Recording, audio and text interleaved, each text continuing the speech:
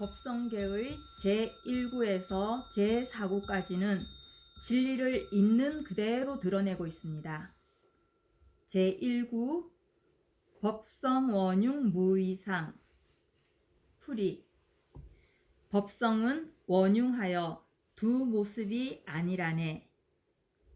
해설. 법성이란 일체법의 본성 혹은 일체법의 실상을 의미하고 있습니다. 그런데 동전의 비유에서 유와 무로 구성된 일체법의 본성은 유무한몸인 진리와 다르지 않았습니다. 즉, 법성은 고요하고 정멸한 진리와 다르지 않습니다. 특히 현대과학에서 입자와 파동이 한 몸이듯이 유무한몸인 진리에서 유와 무는 한 몸으로 분리 불가능하므로 법성은 원융하여 두 모습이 아니라고 한 것입니다. 이 제1구의 이치는 현대과학에서 최초로 증명된 것으로 동전의 비유로 해설한 이 이치를 모르면 법성계 전체의 이치를 이해할 수 없게 됩니다. 이와 같이 유무, 선악, 생사와 같은 일체의 이원적인 두 모습이 본래 진리 하나로서 고요하고 정멸하다는 것이 법성 원융 무의상의 뜻입니다. 이 말은 진리의 입장에서 보면 이 세상 모든 것, 곧 일체법을 유와 무, 선과 악, 생과 사 등의 두 모습으로 나누는 우리의 생각은 모두 허망하고 꿈 같은 것이라는 의미입니다.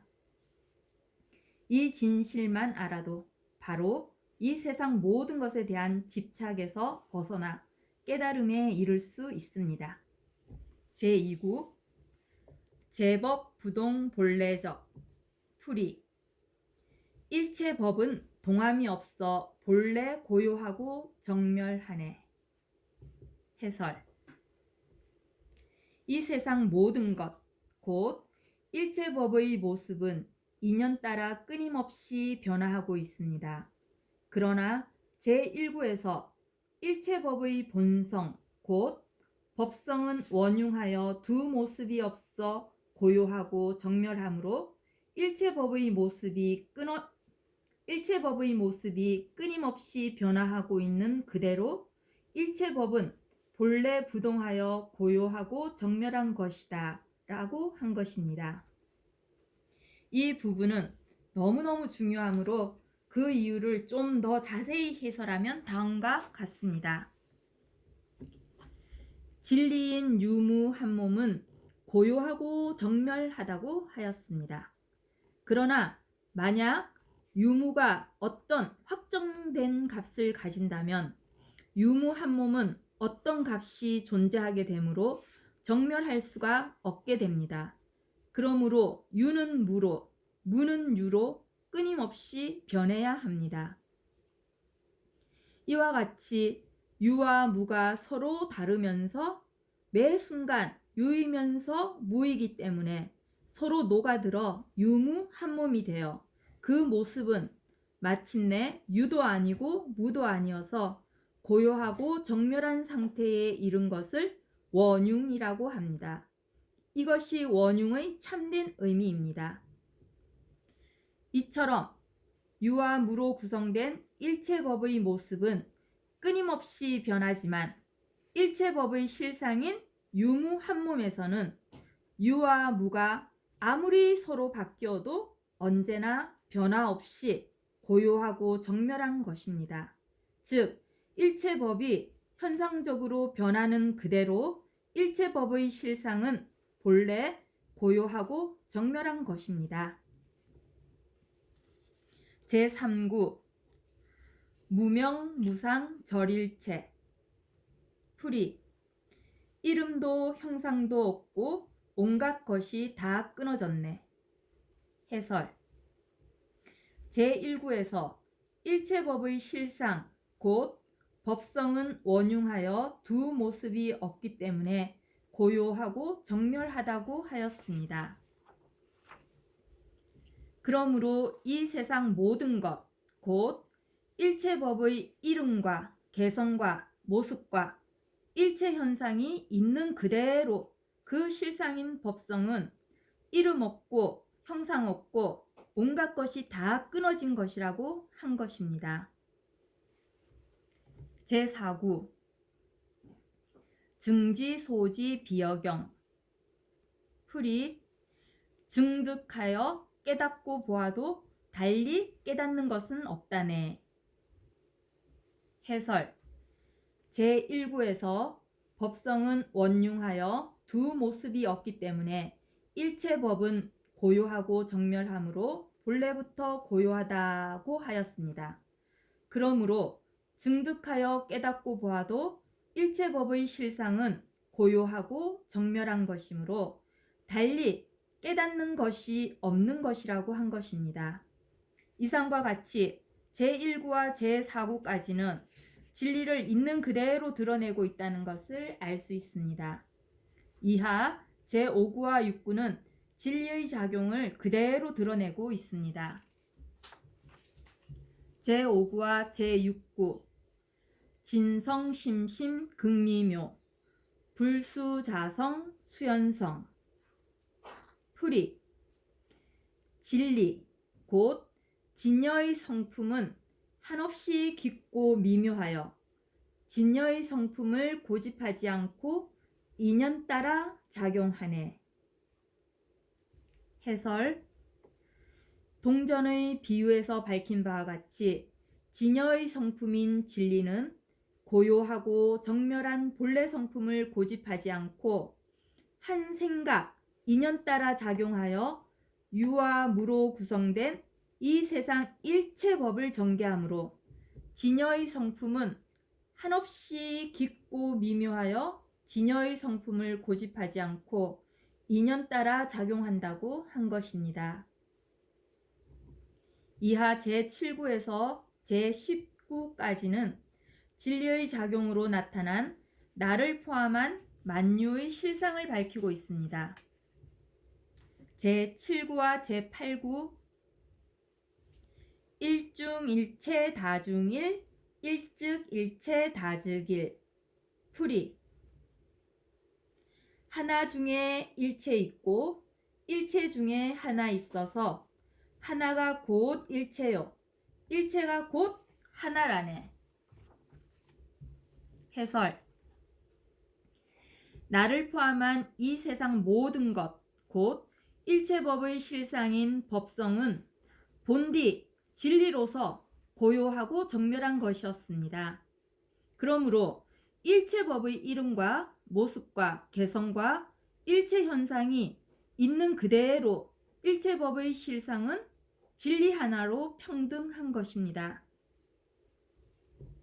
이와 같이 일체법의 어느 하나라도 진리 아닌 것이 없으므로 하나 중에 일체가 있고 일체 중에 하나가 있으며 하나가 곧 일체요 일체가 곧 하나가 되는 것입니다. 여기서 하나는 고요하고 정멸한 진리를 의미하므로 하나가 따로 있다고 생각하면 오해입니다.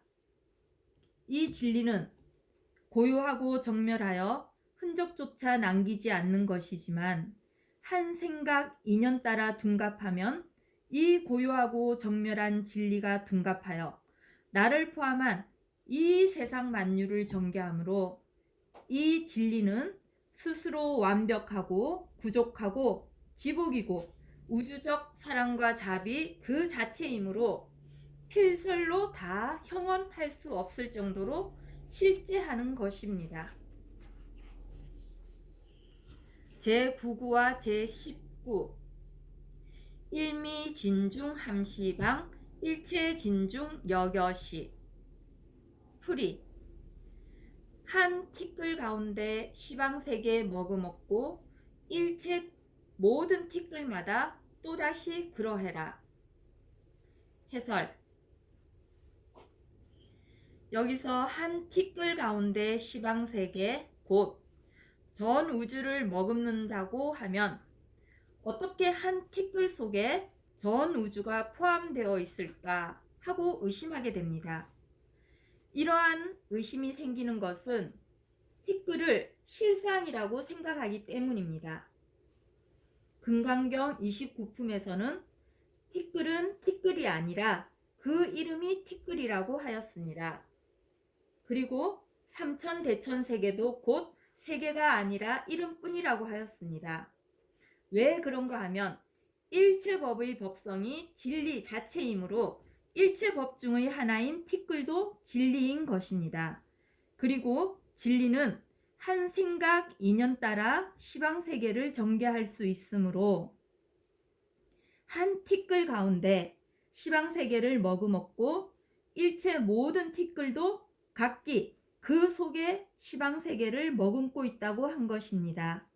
여기서 한 티끌은 나를 포함한 이 세상 모든 것을 대표하고 있습니다.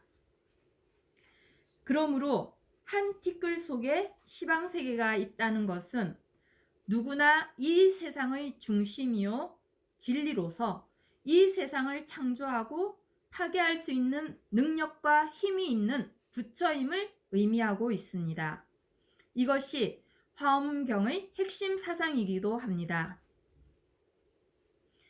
다음의 제11구와 제12구에서는 일념 따라 진리의 작용이 나타나므로 일념과 무량겁의 상호관계를 밝히고 있습니다.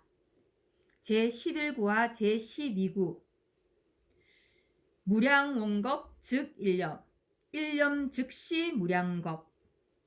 풀이 한량없는 무량겁이 바로 일념이요 일념이 바로 무량겁이라네. 해설 법성인 진리는 성과 악, 생과 멸, 유와 무, 처음과 끝, 일념의 한 순간과 무량겁, 사랑과 미움과 같은 일체의 이원성이 서로 상통하여 한 몸으로 원융하게 되어 고요하고 정멸하다고 하였습니다. 그러므로 진리의 입장에서 보면 일념의 한 순간이 무량겁과 상통하는 것입니다. 이와 같이 진리의 입장에서 보면 한순간이 영혼과 다르지 않으므로 한순간 태어났다 죽어도 영혼을 산 것과 마찬가지인 것입니다. 사실 우리가 살 수 있는 시간과 공간은 지금 이 순간 여기뿐입니다. 그러므로 무량한 과거와 미래가 존재한다면 이 순간에 있어야 합니다. 그러므로 이 순간이 무량 것과 같아야 하는 것입니다. 이하 제13구와 제14구에서는 일념 따라 진리가 둔갑하여 유와 무로 구성된 세상들이 창조될 경우 일념과 다양한 세상과의 상호관계를 드러내고 있습니다. 제13구와 제14구 9세 10세 호상즉 잉불잡난 격별성. 풀이 9세와 10세가 서로 어우러져 있음에도 혼돈되지 아니하여 각기 따로 이루었네. 해설 여기서 9세는 현재에서 바라보면 과거, 현재, 미래의 3세가 따로 있듯이 과거와 미래에서 바라보아도 각각 3세가 있으므로 모두 9세이며 또한 이 9세가 일념 따라 진리의 작용으로 나타나는 세상이므로 9세와 일념인 10세가 서로 어우러져 있다고 한 것입니다. 더욱이 유무 한 몸인 진리는 고요하고 정멸하여 일체의 분별이 없지만은 한 생각, 인연 따라 진리가 둔갑하여 유와 무로 구성된 세상들이 창조되면 과거와 현재와 미래가 서로 섞이지 않듯이 각각의 세계가 독자적인 이름과 모습과 개성과 현상을 갖추게 되므로 9세와 10세가 어우러져 있어도 서로 혼돈되지 아니하여 따로따로 이루어져 있다고 한 것입니다. 이하 제15구와 제16구에서는 진리의 세계, 곧 정각과 열반의 실상을 드러내고 있습니다. 제15구와 제16구 초발심시 변정각 생사열반 상공화 풀이 처음 발심한 때가 정각을 이룬 때요. 생사와 열반이 항상 서로 함께하네. 진리의 세계에서는 상반된 두 개념, 예를 들면 유와 무, 성과 악, 생과 멸, 시작과 끝, 생사와 열반, 부처와 중생과 같은 상반된 두 개념이 한 몸으로 녹아들어 더 이상 이원적 개념은 사라지고 두 개념이 서로 상통하는 세계입니다. 그러므로 진리의 세계에서는 시작과 끝이 서로 상통하므로 처음 시작인 초발심의 때가 최종의 정각을 이룬 때와 다르지 않으므로 정각의 때가 따로 있는 것이 아니라 초발심, 그때가 바로 정각임을 드러내고 있습니다. 그리고 같이 생각하여 진리의 세계에서는 이원적인 생사와 열반이 서로 상통하는 세계입니다. 그러므로 생사와 열반이 항상 서로 함께 한다고 하였습니다. 다시 말하면 열반이 따로 있는 것이 아니라 생사 그대로가 열반이라고 노래하고 있는 것입니다. 확장하면 번뇌와 괴로움 그대로 보리오 중생 그대로 깨달은 부처인 것입니다. 그러므로 선사들은 그대가 부처일세라고 말합니다. 잠시 휴식 후 계속하겠습니다.